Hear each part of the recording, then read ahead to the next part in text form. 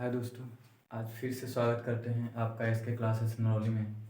आज class 10th math chapter 3 दो चर वाले रैखिक समीकरण एक्सरसाइज 3.1 क्वेश्चन नंबर फर्स्ट देखेंगे।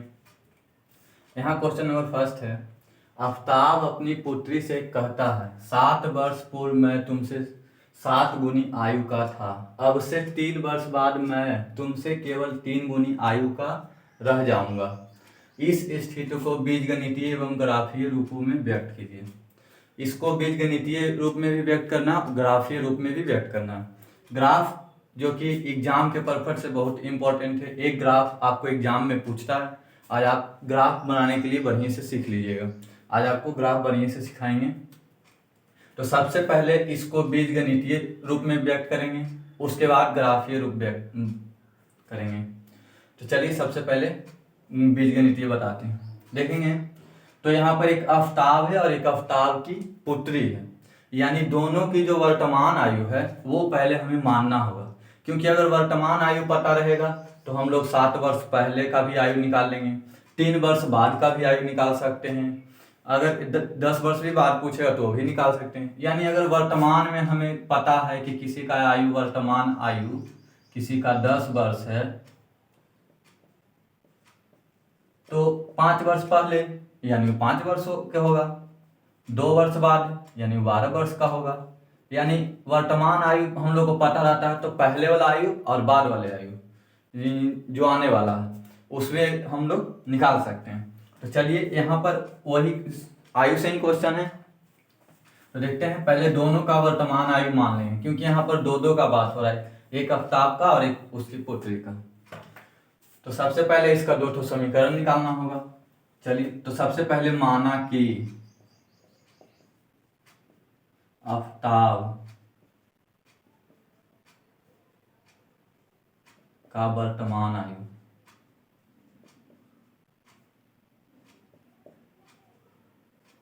बराबर 1 वर्ष। आयु है तो वर्ष में मानेंगे।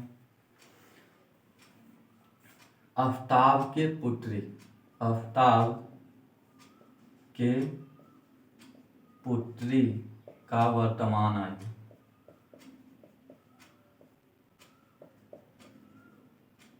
बराबर 22 वर्ष।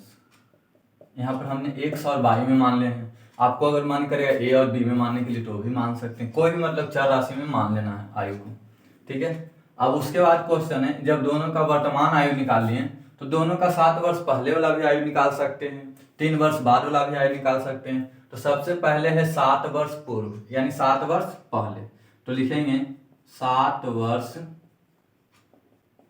पूर्व।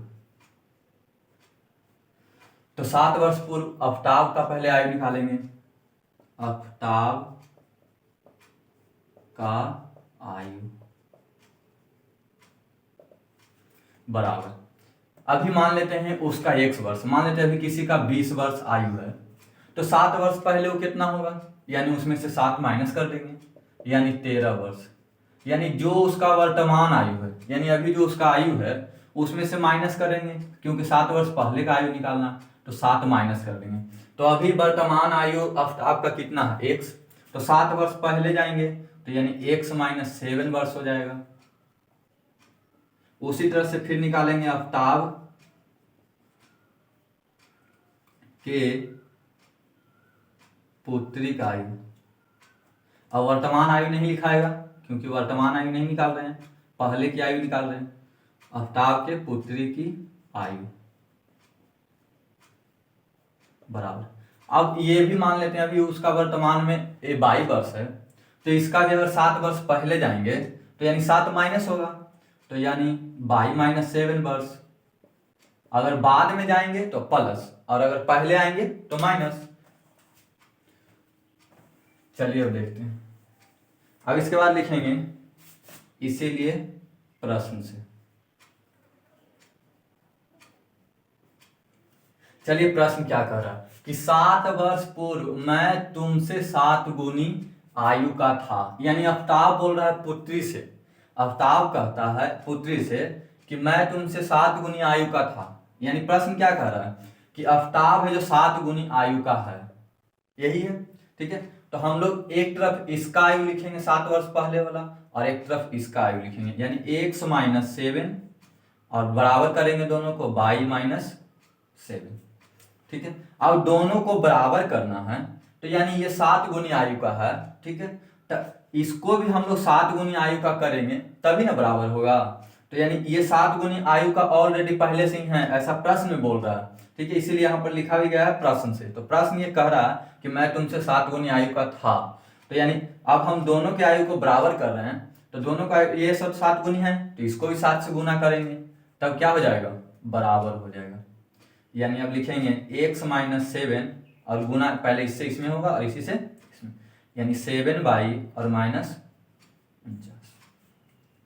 ठीक है, x-7, ये इधर माइनस में इस साइड आए हो तो प्लस में, सॉरी प्लस में इस साइड आए हो तो माइनस में, 7y बराबर -49। x-7y बराबर -49, और ये इधर माइनस में इधर आए हो तो प्लस में, यानी x-7y बराबर हो गया -42। ये आ गया समीकरण फर्स्ट। अभी एक समीकरण और निकालना है। ठीक है, अब इसके बाद चलते हैं। अब यहाँ तक हम लोग है ना कैलकुलेशन इस यहाँ तक के कर लिए। अब इसके बाद देखेंगे, तो अब बोल रहा है अब से 3 वर्ष बाद मैं तुमसे, यानी अब 3 वर्ष बाद बोल रहा है, तो क्या लिखेंगे, 3 वर्ष बाद, 3 वर्ष बाद। चलिए, तो पहले निकालेंगे आफ्ताब का आयु।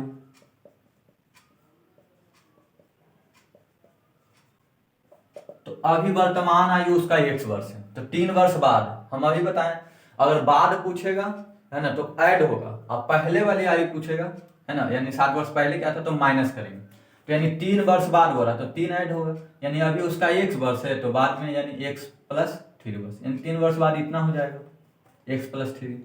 फिर है आफ्ताब के पुत्री, आफ्ताब के पुत्री की आयु बराबर, इसमें भी प्लस हो जाएगा, यानी y + 3 वर्ष। प्लस क्यों हो गया, क्योंकि 3 वर्ष बाद पूछ रहा है ना। तो मान लेते हैं अभी किसी का आयु 20 वर्ष है, तो उसका 3 वर्ष बाद कितना हो जाएगा, यानी 23 वर्ष, यानी इसमें हम लोग 3 ऐड किए तब आ गया 23 वर्ष। समझ में आ गया। तो यानी बाद वाला जब भी पूछेगा तो जोड़ देंगे, और पहले वाला पूछेगा तो माइनस कर देंगे, घटा देंगे। चलिए फिर लिखेंगे, इसीलिए पुनः प्रश्न से, पुनः, क्योंकि एक बार हम लोग प्रश्न से लिख दिए थे, तो यानी पुनः का मतलब दोबारा, फिर से प्रश्न से दोबारा। अब देखिए, तो 3 वर्ष बाद मैं तुमसे केवल 3 गुनी आयु का रह जाऊंगा। अब फिर से दोनों के आयु को बराबर कर रहे हैं, एक x + 3 और यहाँ पर लिख देते हैं y + 3। अब आफ्ताब जो है वो 3 वर्ष बाद 3 गुनी आयु का रह जाएगा, तो यानी ये तो 3 गुनी आयु का ऑलरेडी है पहले से ही, तो यानी इसको भी 3 गुनी का करेंगे तब ना दोनों बराबर होगा, तो यानी इसमें भी 3 से गुना। चलिए कैलकुलेशन कर, x + 3, अब क्या हो जाएगा 3y + 9x, ये प्लस में इधर आएगा तो -9, ये प्लस इधर आएगा तो माइनस, यानी x - 3y बराबर 6। यानी बीजगणितीय रूप में हम लोग व्यक्त कर दिए, 2 समीकरण निकाल दिए, तो बीजगणितीय रूप में व्यक्त कर दिए। अब इसी को ग्राफ बनाना। ठीक है, तो यहाँ पर अब स्पेस नहीं है, जगह नहीं है, अब इसको हम क्लीन करते हैं, इसको कॉपी कर लीजिएगा। ठीक है, उसके बाद इसको ग्राफ बनाते हैं। पहले समीकरण को यहाँ पर लिख देते हैं।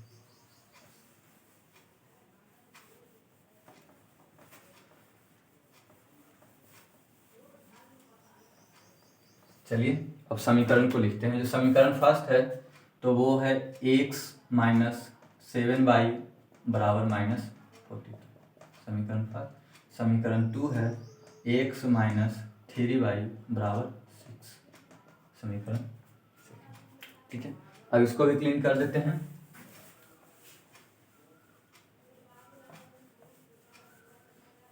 अब इसके बाद हम लोग ग्राफीय निरूपण देखेंगे, इसका बीजगणितीय रूप में देख लिए, अब इसका हम लोग ग्राफीय रूप देखेंगे। चलिए देखते हैं। तो इसमें सबसे पहले दो दो मान निकालना होगा, ठीक है। क्यों? क्योंकि दो दो मान है ना, ऐसे तो मान अनंत निकलेंगे, लेकिन हमें ग्राफ बनाने के लिए कम से कम दो मान चाहिए। तो जितना चाहिए उतना ही हम लोग निकालेंगे। ज़्यादा निकालने से वहाँ भी टाइम पास हो सकता है ना, टाइम ज़्यादा लगेगा। तो ज़्यादा निकाल भी सकते हैं तो भी ग्राफ सही होगा, या कम से कम आपको दो वैल्यू निकालना होगा। तो चलिए सबसे पहले समीकरण 1 से ही करते हैं। समीकरण 1 से अब यहाँ पे साइड में बॉक्स बना लेना है हमें, x और y, ठीक है। अब x बराबर हम लोग कुछ ले लेंगे। समीकरण 1 क्या है? x माइनस 7y बराबर -42। x बराबर हम लोग 0 मान लेते हैं, तो यहाँ पर लिखेंगे x बराबर 0 माना, x बराबर 0 माना। तो चलिए जहाँ x वहाँ पर क्या रखेंगे? 0, यानी 0 माइनस 7y बराबर -42। ये इधर गुना में है, उस साइड आएगा तो भागा में, या अभी एक लाइन और बढ़ा देते हैं, -7y -42 बाई बराबर, ये गुना में है और इधर आएगा तो भागा में। कितना हो गया? यानी y का मान आ गया 6, तो यहाँ पर y बराबर 6 आ गया, ठीक है। अब एक बार और हम पहले ही बोल दिए कम से कम दो दो मान निकालना होगा, ठीक है। तो एक मान तो निकाल लिए, अब एक बार कुछ ऐसा लेते हैं ताकि थोड़ा नॉर्मल रहे, ठीक है, पॉइंट में नहीं जाए मान। तो चलिए इस बार ले लेते हैं, है ना, x के जगह पे हम लोग 7 ले लेते हैं। तो यानी लिखेंगे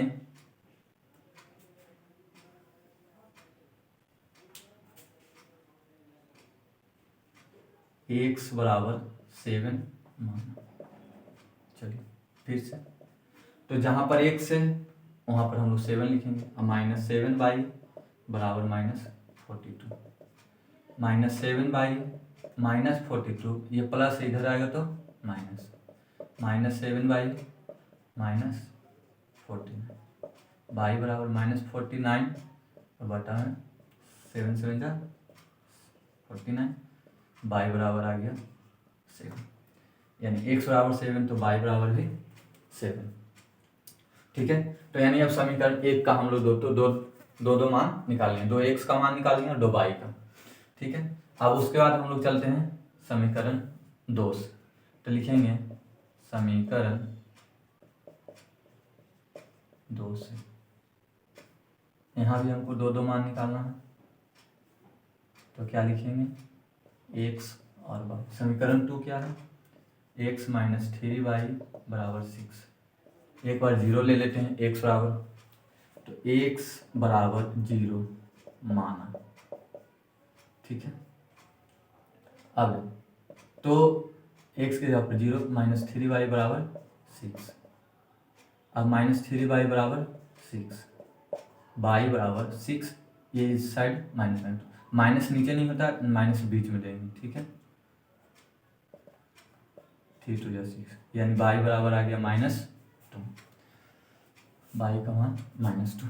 अब x बराबर ले लेते हैं 3, यानी x बराबर 3 माना। हमने यहाँ पर हर जगह x बराबर कुछ भी मान रख दिए हैं, ठीक है।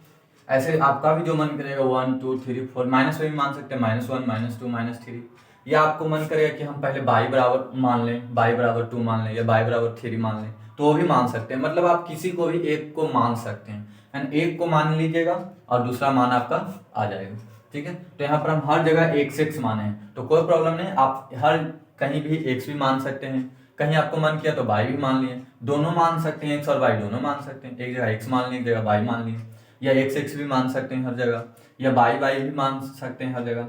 वो आपके ऊपर निर्भर करता है कि आप क्या चीज़ मानना चाहते हैं। अब देखिए x का मान 3 मान लिए तो 3 लिख देंगे, -3y बराबर 6, -3y 6, ये इधर प्लस में इधर आएगा तो माइनस, तो -3y बराबर 3, y बराबर ये इधर गुना में इधर है तो भागा में 1, y बराबर आ गया -1, ठीक है। तो एक मान आ गया अब यहाँ पर भी लिख देंगे y का -1। अब हम लोग ग्राफ देखते हैं। यहाँ पर हम ग्राफ आपको ब्लैक पेन से बता रहे हैं, लेकिन आपको एग्जाम में पेंसिल से ही बनाना है, ठीक है। तो चलिए इसमें सबसे पहले दो रेखा ड्रॉ करते हैं, ठीक है।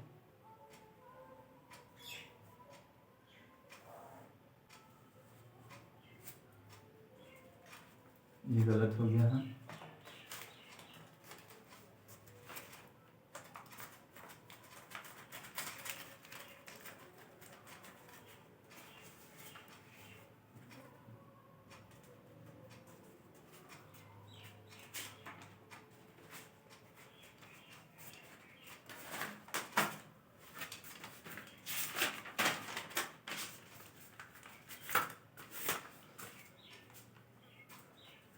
आपको बताते हैं,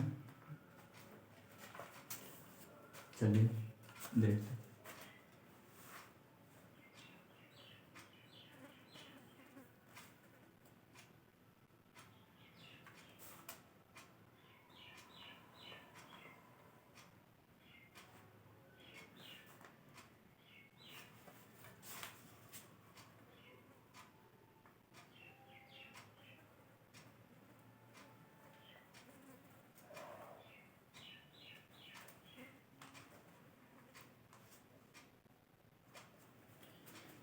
हर जगह हम लोग रेखा ड्रॉ कर रहे हैं, तो रेखा में दोनों ओर तीर का ही सिंबल देते हैं, ठीक है।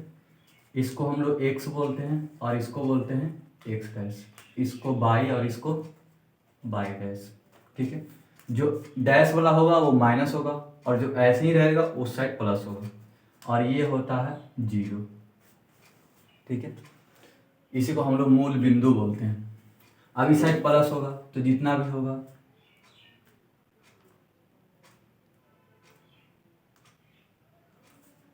अब इस साइड है जो माइनस होगा,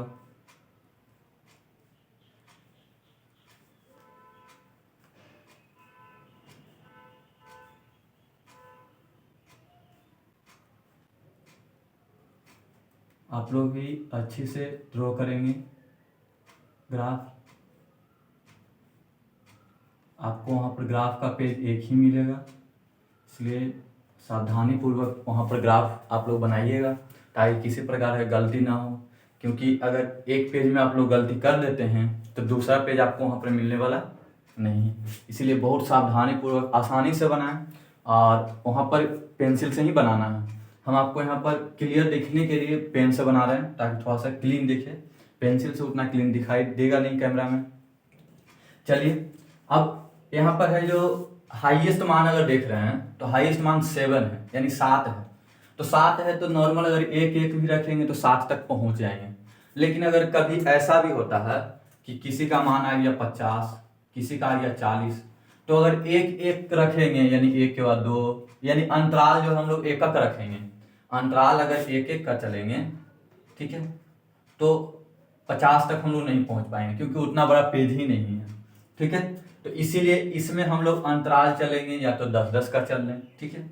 तो 10-10 का चलेंगे तो यानी 10, 20, 30, यानी जब शुरू से ही अंतराल देखना है कि शुरू से अगर 10 से 20 चले तो अगला बार भी 20 से 30 चलेंगे, ऐसा नहीं कि 20 के बाद 40, यानी अंतराल आपको शुरू में देख लेना है। अगर यहाँ पर चलेंगे एक तो एक के बाद दो चलें तो दो के बाद तीन चलेंगे, ऐसा नहीं कि 2.5, तो गलत हो जाएगा। यानी आपको अंतराल देख लेना है कि कितना से बन सकता है।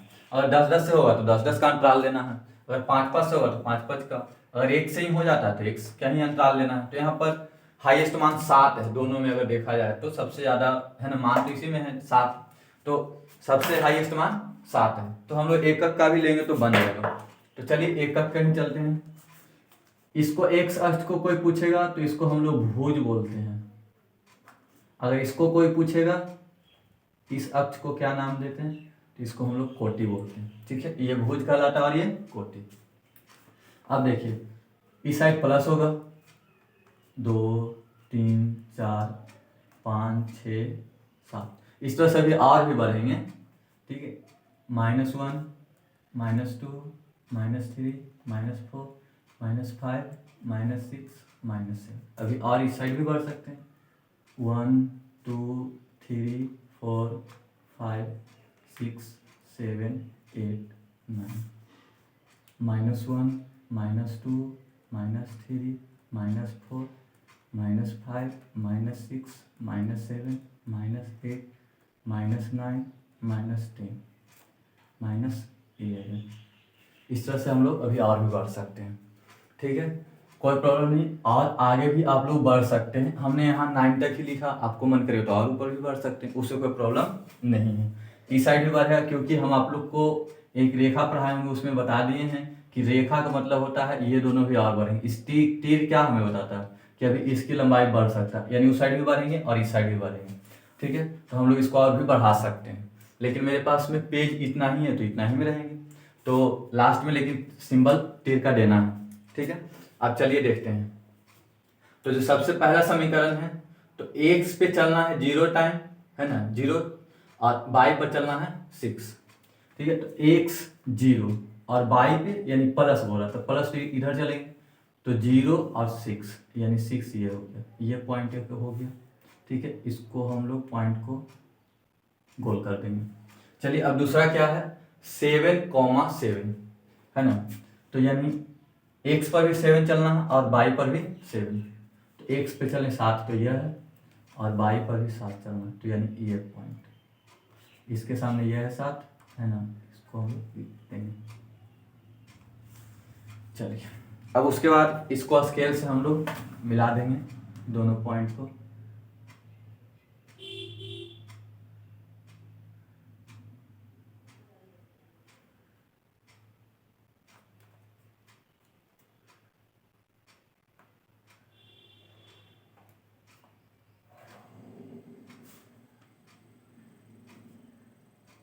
ठीक है, अब जो जो पॉइंट था वो लिख देते हैं।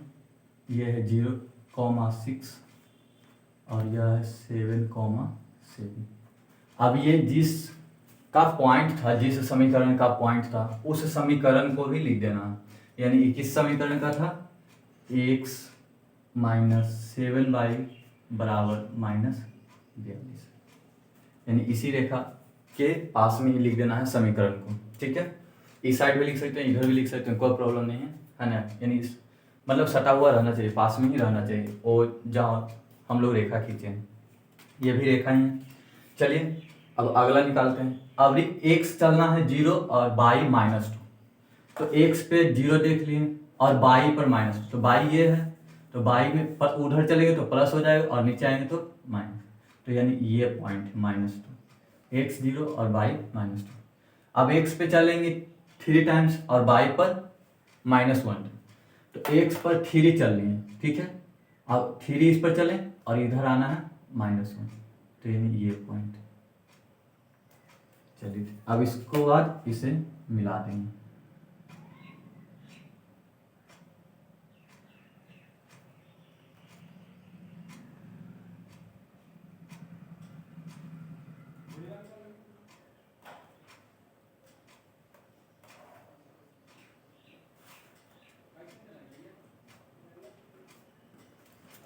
चलिए जो जो पॉइंट था वो लिखते हैं। ये 0, -2 और ये 3, -1 है, सॉरी, 3, -1। ये अब ये जो लाइन है, जिस समीकरण का लाइन है वो समीकरण को हम लोग लिख देंगे, x - 3y बराबर 6। चलिए ये मेरा ग्राफ अब बनकर रेडी हो गया। इसको हम थोड़ा सा कैमरे के पास में दिखाते हैं, ठीक है। आप लोग भी इसी तरह से ग्राफ को बनाइएगा, देख लीजिएगा बढ़िया से, है ना, और उसके बाद इसे बनाने का कोशिश करिएगा। 1-2 बार नहीं, 4 बार 10 बार बनाना है इसी ग्राफ, एक ही को 10 बार बनाना है, फिर अगला ग्राफ बनाना है। लेकिन कोशिश हो कि पहले इसी को 2 बार 4 बार 5 बार बना लें, उसके बाद अगला ग्राफ बनाना है, ठीक है। Thank you.